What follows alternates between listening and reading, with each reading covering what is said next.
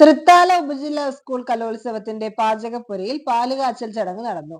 Vattenad GVHSSൽ November 3, 4, 5, 6 തിങ്കൾ, ചൊവ്വ, ബുധൻ, വ്യാഴം തുടങ്ങി 4 ദിവസങ്ങളിൽ നടക്കുന്ന തൃത്താല സബ് ജില്ലാ കേരള സ്കൂൾ കലോത്സവത്തിന്റെ മുന്നോടിയായി പാചകപ്പുരയുടെ പ്രവർത്തനത്തിന് തുടക്കം കുറിക്കുന്നതിന്റെ ഭാഗമായാണ് ഞായറാഴ്ച വൈകിട്ട് KM ഓഡിറ്റോറിയത്തിൽ പാലുകാച്ചൽ നടന്നത്.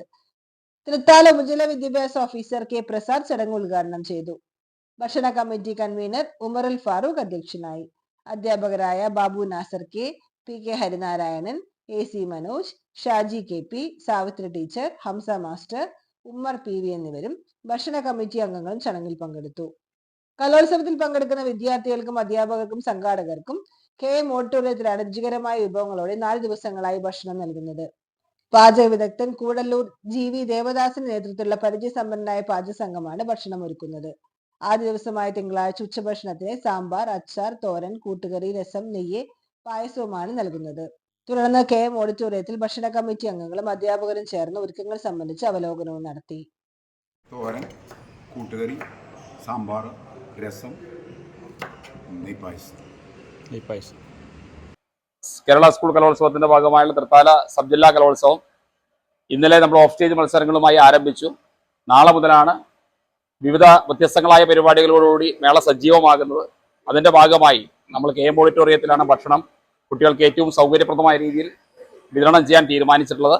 അതിൽ ഏർപ്പെടുത്തിയ നമ്മുടെ ദാസേട്ടൻ ഉൾപ്പെടെയുള്ള ടീമുകളോട് എത്തിയിട്ടുണ്ട്. അതിന് ഔപചാരികമായ ഒരു തുടക്കമെന്നുള്ള നിലയ്ക്ക് അതിന്റെ പാലുകാച്ചൽ കർമ്മം നടന്നു. തീർച്ചയായും 4 ദിവസം കുട്ടികൾക്ക് ഏറ്റവും രുചികരമായ ഭക്ഷണം ഏറ്റവും സൗകര്യമായി എത്തിക്കാൻ നമുക്ക് സാധിക്കും. തൃത്താല ഉപജില്ലാ കലോത്സവം നവംബർ 1 തീയതി ശനിയാഴ്ച മുതൽ ആരംഭിച്ചിരിക്കുകയാണ്. അപ്പോൾ അതിൻ്റെ ഭക്ഷണ കമ്മിറ്റിയുടെ പ്രവർത്തനം ഔദ്യോഗികമായിട്ട് 3 തീയതി മുതൽ തുടങ്ങുകയാണ്. അതിൻ്റെ പാലുകാച്ചൽ ചടങ്ങാണ് ഇപ്പോൾ നമ്മളിവിടെ നടന്നത്.